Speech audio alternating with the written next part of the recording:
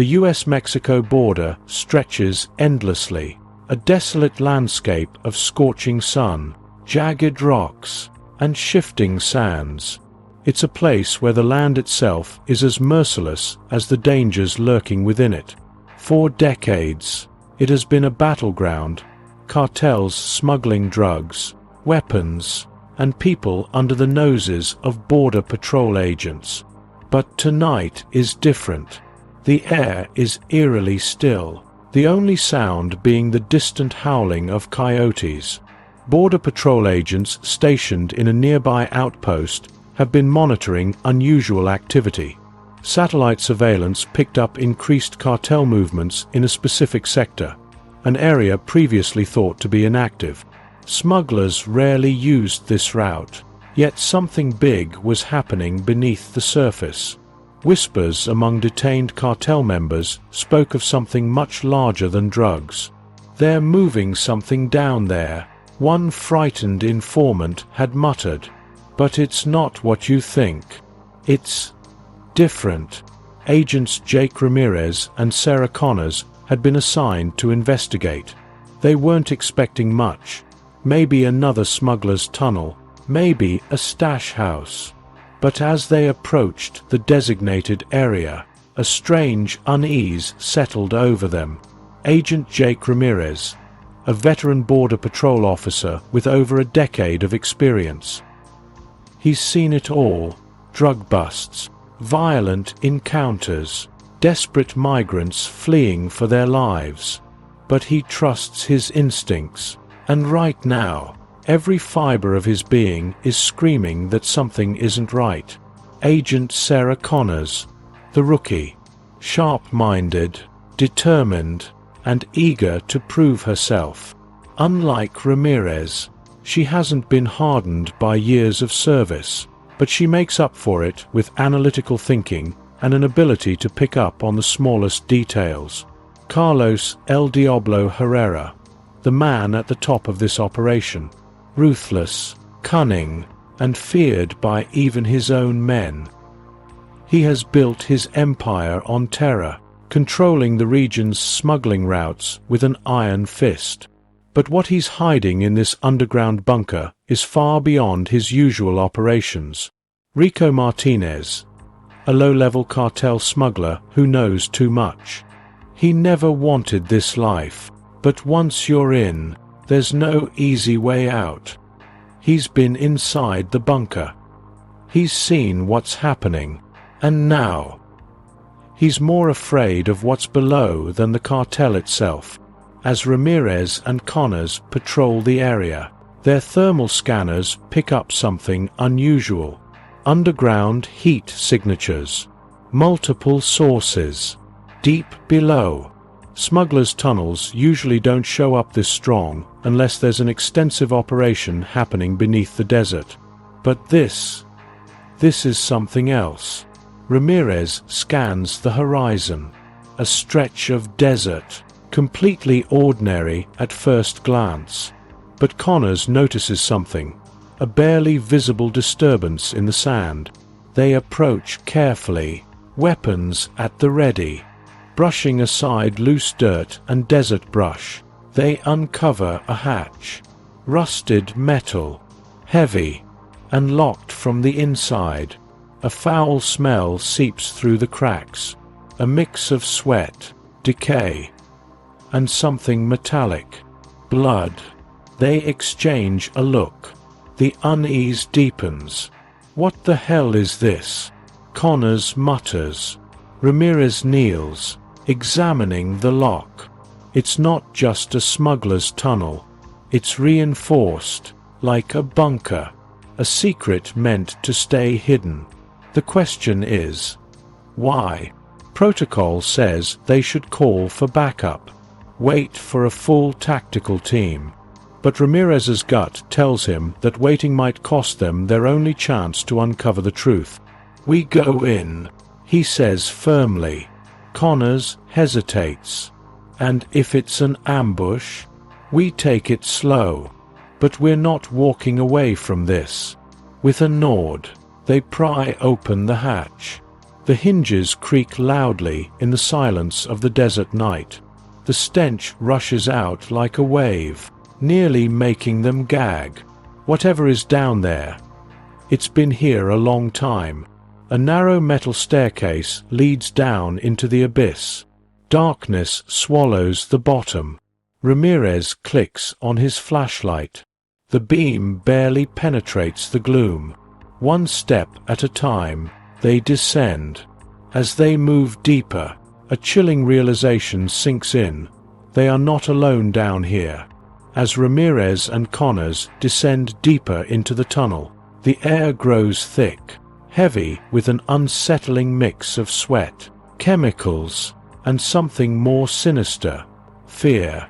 The narrow passage suddenly expands into a vast underground structure, far more sophisticated than any smuggler's tunnel they've ever encountered. As Ramirez and Connors move deeper, the temperature shifts. The cool desert night fades behind them, replaced by a stale, suffocating heat. Every step forward feels like a descent into something far worse than just cartel smuggling operations. The walls of the tunnel, once rough and natural, become reinforced steel and concrete. Pipes snake along the ceiling, some dripping with condensation, others humming with electricity. The air thickens. It's not just the mix of sweat, chemicals, and dampness. There's something else. Fear. It lingers, palpable, as if the very walls have absorbed years of suffering and secrecy. Then, without warning, the narrow passage expands into a massive, underground structure. Ramirez halts. Connors exhales sharply. This is no smuggler's tunnel. Before them stands a fully operational bunker, stretching into the shadows beyond what their flashlights can reach. Industrial lights hang from metal beams, illuminating rows of heavy-duty generators. The hum of machinery vibrates through the floor. High-tech surveillance monitors flicker, tracking movement from above. Metal racks are lined with military-grade weapons, AK-47s, sniper rifles, rocket launchers. More firepower than any cartel operation should have. Ramirez mutters under his breath. This isn't just a hideout, it's a war room. Signs of the unthinkable, they press forward, senses sharp. Then they hear it. A low, muffled sound. A shuffling. Connors signals Ramirez. Weapons ready. The noise is coming from a metal door, slightly ajar. They exchange a glance. No turning back now. Ramirez nudges it open, and what they see freezes them in place. Inside, a row of rusted cages lines the walls. In them, people, men, women, even children, their faces pale, eyes sunken with exhaustion. Bruises and scars mark their skin. Some barely react to the intrusion. Others shrink back in silent terror. A frail woman grabs the bars with trembling hands. "Ayadame," she whispers. "Help me." Connors swallows hard, voice barely steady. Human trafficking. Ramirez clenches his jaw. The cartel isn't just running drugs. They're running people. Then, a metallic clang echoes through the room. The agents spin around, weapons up. In the far corner, a man in a lab coat stumbles out of the shadows. His face is drenched in sweat. His hands shake. And behind him, a table covered in bags of white powder and syringes. A hidden drug lab. The cartel is running both, a trafficking ring and a high-end narcotics operation. And now, the agents have seen too much. Connors moves toward the terrified chemist, but her eyes flicker to the wall behind him. A board covered in photographs. Some are mugshots, others family pictures. faces of people who've disappeared. Ramirez's stomach turns when he notices some of the photos have red excess slashed through them. Connors leans in, reading a list pinned beneath the board. Names, locations, dates. Her blood runs cold. Some of the names belong to missing U.S. law enforcement officers. Some of them are still alive. The weight of the discovery crashes over them, but there's no time to process it. From the hallway outside, the sound of boots approaching. Fast, heavy, armed. The cartel knows they're here. Ramirez looks at Connors. They have to move. And fast. Ramirez sweeps his flashlight across the cavernous space, revealing rows of heavy-duty generators, their low hum filling the silence. Surveillance monitors flicker on the walls, displaying multiple feeds of the desert above and various corridors below. The sight makes Connor's stomach tighten. Whoever built this wasn't just smuggling drugs. They were running an entire operation. Then they spot them. Weapons. Not just pistols or rifles. Military-grade firearms, explosives, and crates labeled in Russian and Chinese characters. Connors steps closer, brushing the dust from one of the containers. Anti-personnel mines. The kind used in war zones. Ramirez exhales sharply. This isn't just cartel business. This is something bigger. His words linger in the stale air. Who built this? Who is funding it? And more importantly, what the hell are they hiding here? A faint sound cuts through the hum of the generators, muffled voices. Then, the unmistakable rattle of chains. Ramirez signals to Connors, both raising their weapons as they follow the sound down a dimly lit corridor. The deeper they go, the stronger the smell of human suffering, unwashed bodies, dried blood, and despair. Then, they see it. A cage. Dozens of people, men, women, even children, huddled together, their sunken eyes staring back at the agents in a silent plea for help. Malnourished, bruised, trafficked from across Latin America. Their fate was never meant to be known by the outside world. Connors grips the bars, rage boiling inside her. They're treating them like animals. Before Ramirez can respond, a faint glow spills from a nearby door. Inside, a hidden drug lab. Cartel chemists work tirelessly, their faces gaunt and terrified. Beakers bubble, chemicals mix, and bags of unmarked substances are stacked along the walls.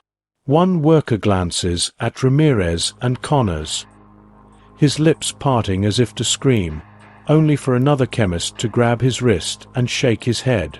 The silent warning is clear. Speaking means death. But the most chilling discovery is yet to come. Against the far wall, a collection of photographs. Some depict missing people, their names scribbled in ink. Others are marked with red X's. Connors swallows hard.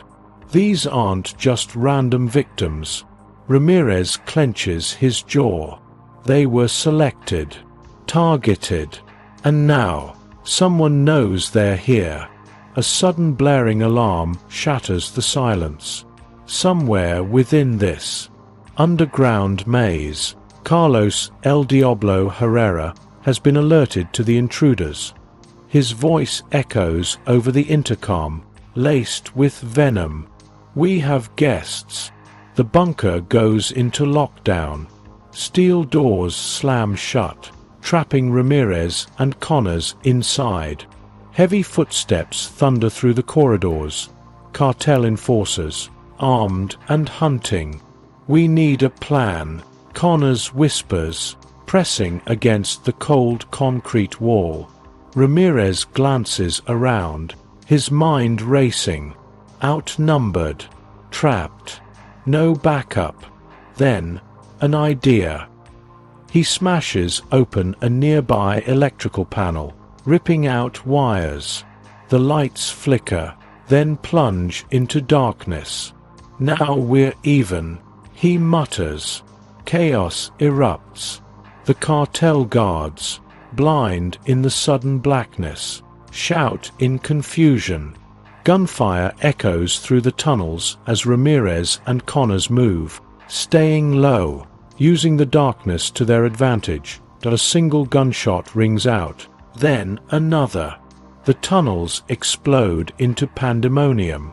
The emergency lights flicker, then die, plunging the entire bunker into absolute darkness.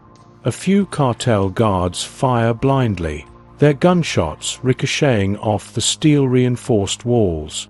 The sound of shouted commands mixes with the deafening echo of gunfire. Encuentrenlos. Find them. One of the cartel lieutenants bellows. The air is thick with the smell of gunpowder, sweat, and blood.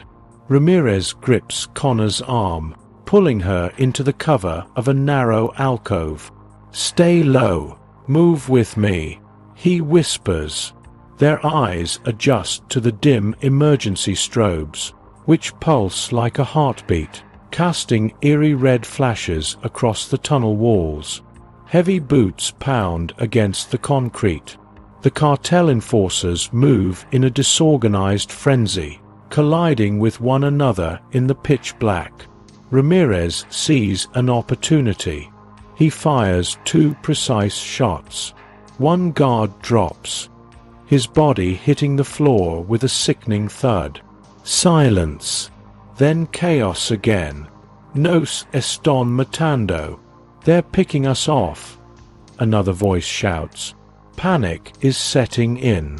El Diablo's ruthless command farther down the tunnel. El Diablo stands still, unshaken.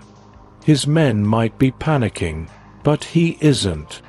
He tilts his head, listening to the chaos unfold. Then, in a calm, deadly tone, he growls, "Lock down every exit. Seal the tunnels." A cartel soldier hesitates. "Senor, but our men are still." A single gunshot. The soldier crumples to the floor, a smoking hole in his forehead. El Diablo cocks his pistol and slowly reloads. Find them. Kill them. Ramirez and Connors move fast, weaving between crates and machinery. They can hear the sound of cartel reinforcements pouring in from deeper within the bunker. Connors grits her teeth. She's been shot. A graze along her shoulder.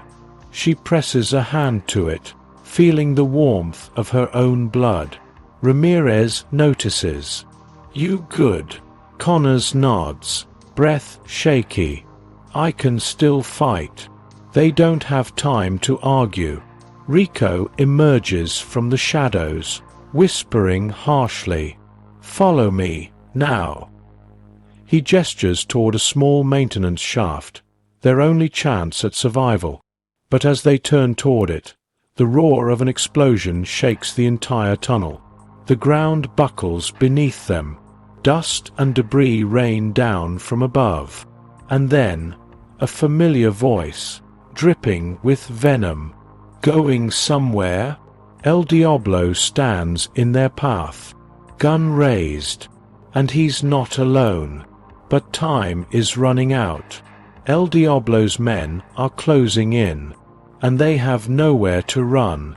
Just when escape seems impossible, a whisper cuts through the darkness.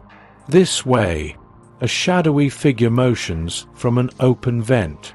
Rico Martinez, the low-level smuggler who had spent years trapped in cartel business, always too afraid to leave.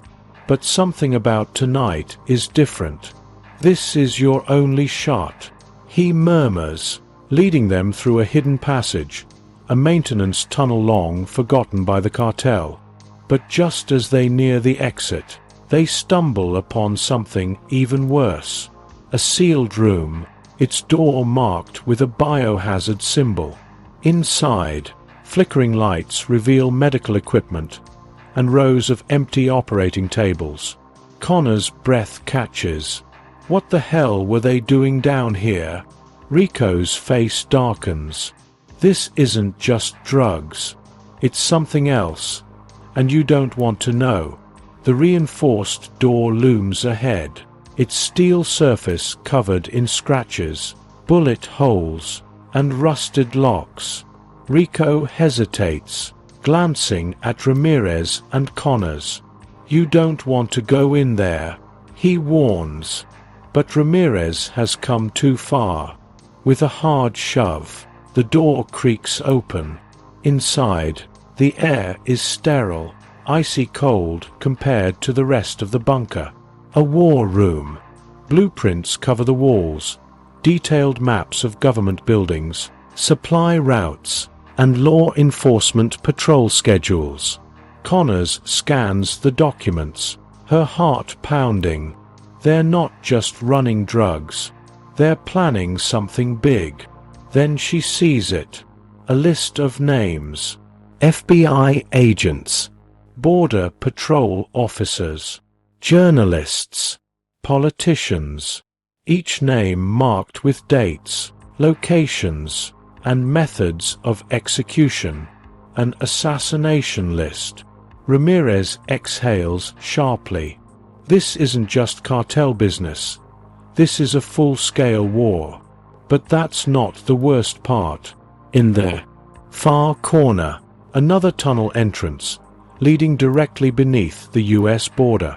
A silent realization settles over them. The cartel has been moving people, weapons, and possibly something even deadlier into the country for years. And now, they've seen too much. A voice crackles over the bunker's intercom. Kill them. The room erupts in chaos. The first gunshot shatters the war room's eerie silence. A cartel enforcer bursts through the door, rifle raised, only for Rico to shoot first. The man crumples to the ground. Then, all hell breaks loose. El Diablo's men storm the tunnels, gunfire bouncing off concrete walls in an ear-splitting symphony of violence. Ramirez and Connors return fire, ducking behind overturned tables as bullets rip through blueprints and maps.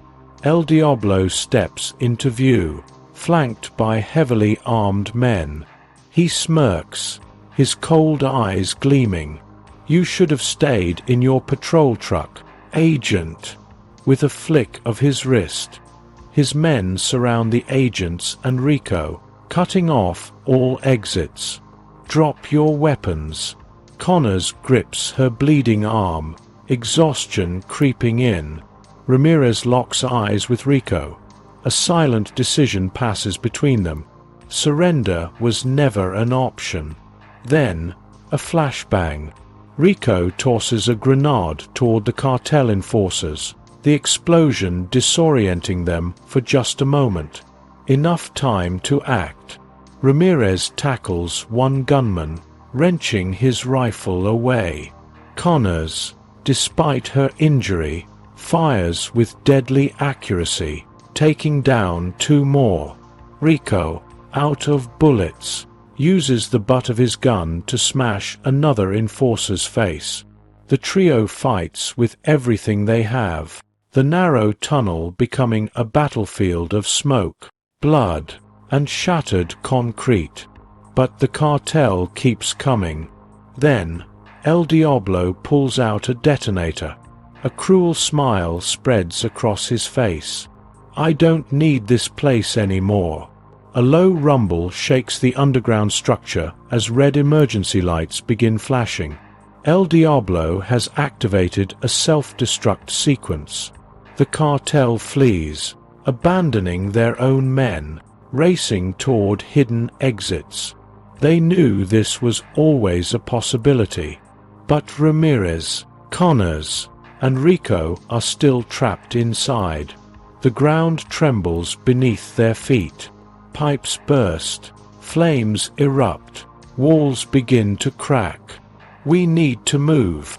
Connors shouts over the deafening chaos. El Diablo vanishes through a side tunnel, escaping into the darkness. Rico spots a small ventilation shaft, barely large enough to fit through. This way.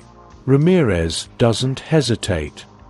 He lifts Connors first, pushing her through as chunks of ceiling crash down around them. Flames lick the tunnel walls, smoke filling the air, making every breath a struggle. Rico climbs through next, Ramirez right behind him. A massive explosion erupts behind them, a shockwave of fire and debris rushing toward them like a collapsing inferno. They scramble through the narrow passage, coughing, bleeding, running out of time. Ahead, a rusted metal grate. Ramirez kicks it open, and suddenly, daylight. The three tumble onto the desert floor, gasping for air. Behind them, the bunker implodes, sending a fiery column of smoke into the sky. Silence. The nightmare is over.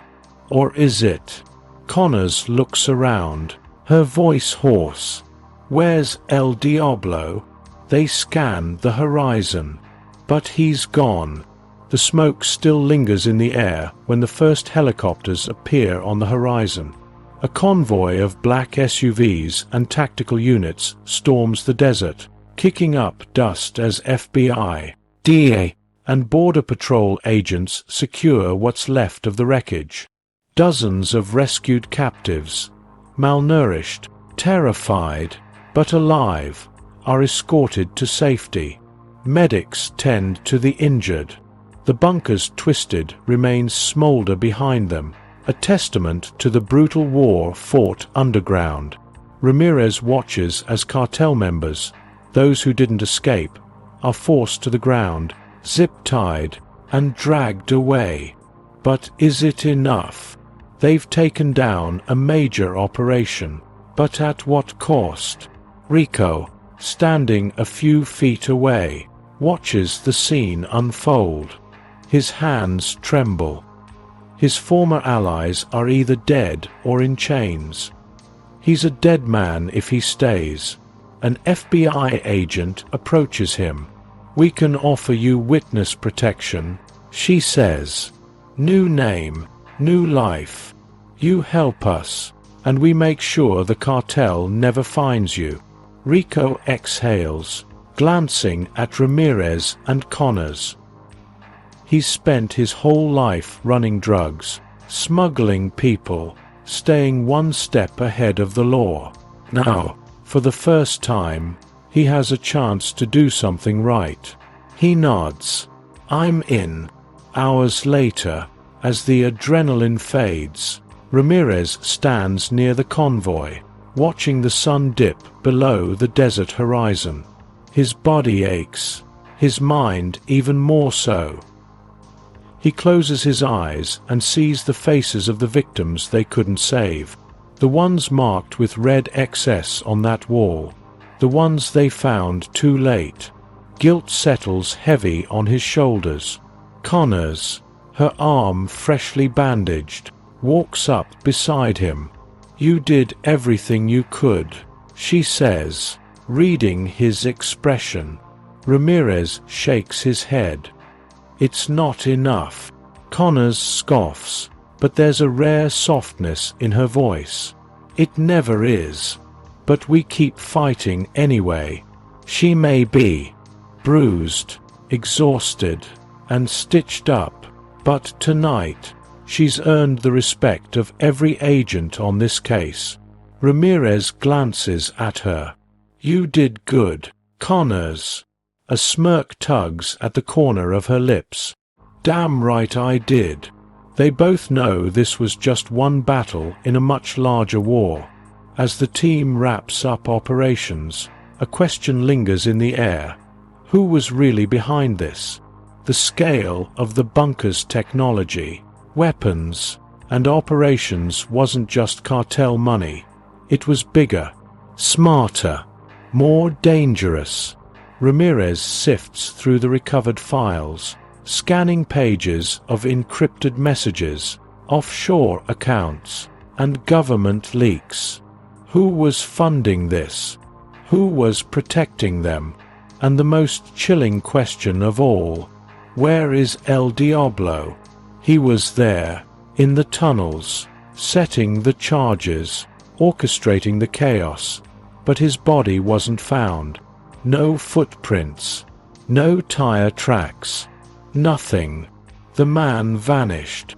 Somewhere, out in the world, he's still alive, still plotting. Ramirez watches the horizon, the desert stretching into the unknown. This isn't over. The cartel will rebuild. The tunnels will reopen. The war never really ends. But now, they know something the cartel never expected. Ramirez and Connors aren't afraid to go underground again. A dimly lit safe house deep in the mountains of Sinaloa. The air is thick with cigar smoke. The faint glow of a TV screen flickers against the walls. El Diablo leans back in a worn leather chair, eyes locked on the news broadcast. U.S. authorities have confirmed the destruction of a major cartel operation along the border. Officials state that the bunker, believed to be a hub for smuggling and trafficking, was completely wiped out in what appears to be an underground explosion. His jaw tightens. His empire, years of work, millions of dollars, powerful connections, turned to dust in a single night. He takes a slow drag from his cigar, the embers glowing like the rage burning in his chest. He isn't alone. Seated around him are high-ranking cartel leaders, corrupt officials, and hired mercenaries. The war isn't over. It's only just beginning. El Diablo exhales a cloud of smoke and reaches for his satellite phone. He dials. A pause. Then a voice answers. El Diablo speaks in low, deliberate tones. It's time to strike back. The line goes silent. Then a chilling response. Consider it done. Somewhere out there, Ramirez and Connors think they've won. They think the fight is over. But they have no idea what's coming.